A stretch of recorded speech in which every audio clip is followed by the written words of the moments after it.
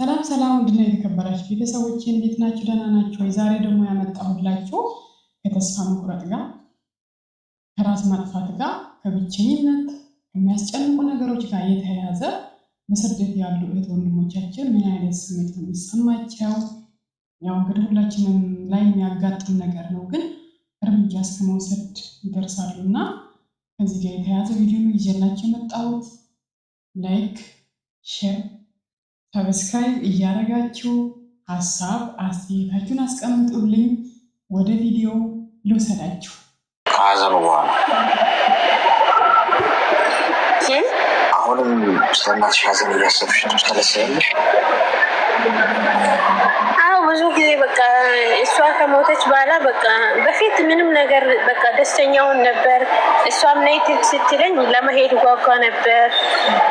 በቃ ደስ ይለኝ ነበር፣ ደስተኛ ነበርኩ። እሷ ከሞተች በኋላ ግን በቃ ወላሂ ምንም ነገር አያስደስተኝም።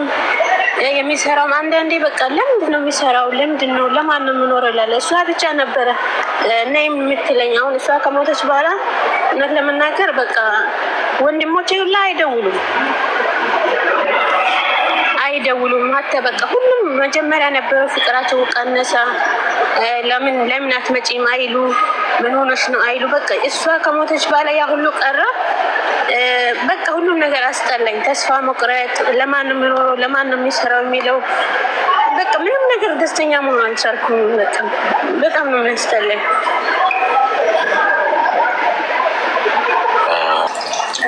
አሌክስ እኔም በጣም ይጨንቀኛል በጣም እና በጣም አንዳንድ ጊዜ ደግሞ ራስሽን አጥፊ ይለኛል። የምር ከጭንቀት የተነሳ ማለት ነው። ግን ምንም የምሰራው ቦታ በጣም ጥሩ ነው።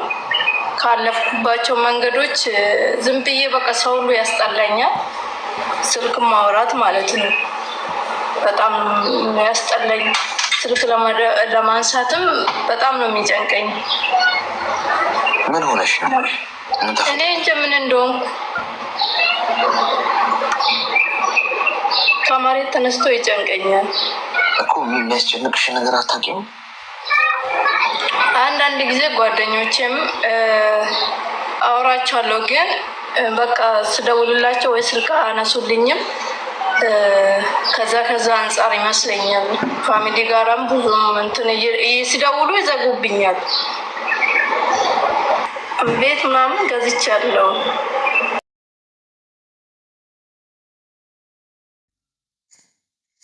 እንደሰማችሁት ነው። የመጀመሪያዋ እናቷ ስለሞተች እና የሚላት ወደ ሀገር ስለሌለ ወንድሞቿን ፊት ስለማይሰጧት ስለማይደውላት ተስፋ ቆረጠች። ለማን ነው የምኖረው አለች ጭራሽ። ኧረ ወገን ልቦና ይስጠን። ኧረ እንዳው አይ መድኃኒዓለም ወደዚህ ምድር ስንመጣ ያለ ምክንያት አይደለም። እግዚአብሔር የፈጠረን ለሆነ ዓላማ ነው። ምድር ላይ የሆነ አሻራ አስቀምጠን መሄድ አለብን። ህይወታችን ሳለ ብንወልድም ባንወልድም ቢያንስ መልካም ሰው መባል ራሱ ጥሩ ነገር ነው። መልካም ጸባይ፣ መልካም ነገሮችን ጥለው መሄድ ራሱ አንድ ነገር ነው። ግዴታ ተጋብቶ ወልዶ ልጅ ብቻ አትርፎ በዛ ልጅ ስም መጠራት ብቻ አይደለም። መልካም ተግባሮቻችን እንዲጠሩ ማድረግ ይቻላል። ስለዚህ እግዚአብሔር ያለ ምክንያት አልፈጠረኝም። ተስፋቆጣ እናት እኮ ሁሌ አግብተን እንኳ ከኛ ጋር አትኖርም እናታችን። በእርግጥ በጣም የሚያምነው እናት ናት። እናት ናት፣ በምንም አትለወጥ። ግን ደግሞ ያ ነገር እንደሚፈጠር ደግሞ ማወቅ አለብን። የሆነ ጊዜ ተፈጥሮ ነውና ሰው መፈጠሩ ካልቀረ ሞት ነው ይቀር። እንጸልያለን አያርግብን እንላለን፣ ግን ደግሞ እኛም እንሄዳለን።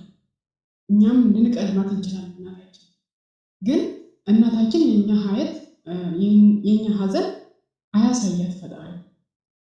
እናት የልጇ ሀዘን አያሳያት። እውነት ለመናገር ከባድ ነው። ታስቡት፣ ልጃችሁ ቀድሞና እናንተ ቀድማችሁ አንድ ሊሆን ይችላል። ሁለቴ ነው የምትሞተው። ሁለተኛ ሞት ነው። ሞቷም አይቀርም። በህይወት እያለች ደግሞ በቃ እንደሞተች ነው እናት ልጇን ካጣች ምድር ላይ። እዚህ መኖሬን ማስጠላኝ፣ ለምን እንደምኖርም አላቅም። መጀመሪያ እኮ ቤተሰቦቻችን ጥለን ስንሄድ ወደ ስደት የሆነ ነገር እንደሚፈጠር መገመት አለብን። አምነን መቀበል አለብን። አያርግብን፣ እናዝናለን፣ እንሰበራለን። ግን ከሆነ ሆነ ምን እናድርግ? አይመለስ፣ አይታፈስ። በጣም ከባድ ነው በእውነት ማለት እስከዚህ ራሳችን እስክትጠላ ድረስ መድረስ የለብንም። እናታችንም የኛ ደስታ ነው ማየት የምትፈልገው። እዛ ሆናን ታየናለች በመንፈስ።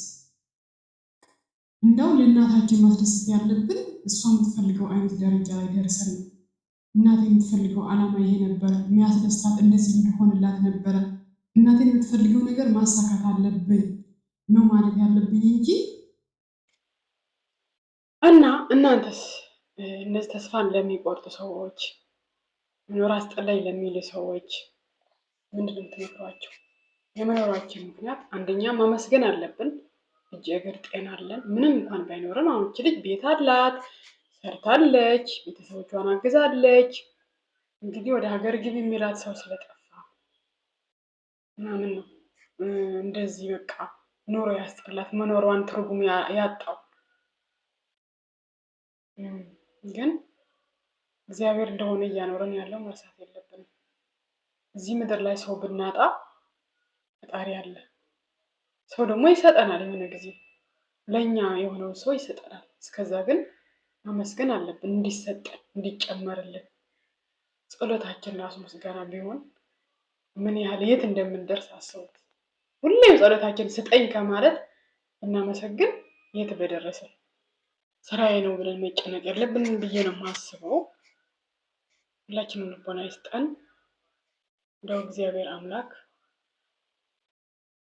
ደስተኛ አድርጎ የራሳችንን የሆነ ኑሮ ይስጠን። ጭንቅላታችንን አእምሯችንን መገንባት አለብን። መጀመሪያ ማንንም መጠበቅ ከማንንም ምንም መጠበቅ የለብንም። እስክንሰበር ድረስ ነገ ቢሄድ እሰበራለሁ ከሚለው ድረስም ጓደኝነት ጥግ መሄድ የለብንም። በመጠን ለእናት ቦታ አላት፣ ለፍቅረኛ፣ ለጓደኛ ሁሉም የራሱ ቦታ አለው። ገደብ መጀመሪያ ራሳችን ማስቀደም፣ ፈጣሪያችን ማስቀደም አለብን። እግዚአብሔርን ካስቀደምን ከዛ ሰው አይጥለንም። እሱ ቶሎ ከኛ ያርቀዋል። የሚጎዳን አይነት ሰው ሲሆን መሰበር መጎዳት ደግሞ ያለ ነው። እንደው ጥሩ ነው እኮ መሰበር። በነገራችን መጎዳት በጣም ጥሩ ነው፣ ያስተምራል። እንደው ሳንሰበር የሆነ ሰው ቶሎ ከሚርቀን በደንብ ቀርበ ነው እሺ ታድርጎን እዛው ልክ ደግሞ በደንብ ስብራት ካወቅንበት በጣም ጥሩ የኛ ጥንካሬ ነው። 2 እጥፍ ጥንካሬያችን ይጨምራል። በቃ ያጠነክረዋል። ወርቅ በተፈተነ በቀለጠ ቁጥር እያማረ ነው የሚሄደው።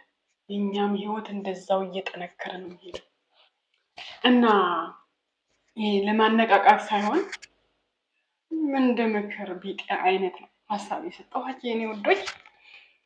እና እናንተም በርቱልኝ። ተስፋ መቁረጥ ራሱ ተስፋ ይቁረጥ። ጭንቀት ራሱ ለራሱ ይጨነቅ። የመጨናነቅ ነው የራሱ ጉዳይ። ባይ ሂድ በሉት፣ አሳልፉት። ጭንቀት አሳልፉት፣ ድብርት አሳልፉት። የሚያስጨንቋችሁ ነገሮች ደጋግማችሁ አለማሰብ። እወዳችኋለሁ የኔ ወዶች፣ ስለተከታተላችሁኝ አመሰግናለሁ።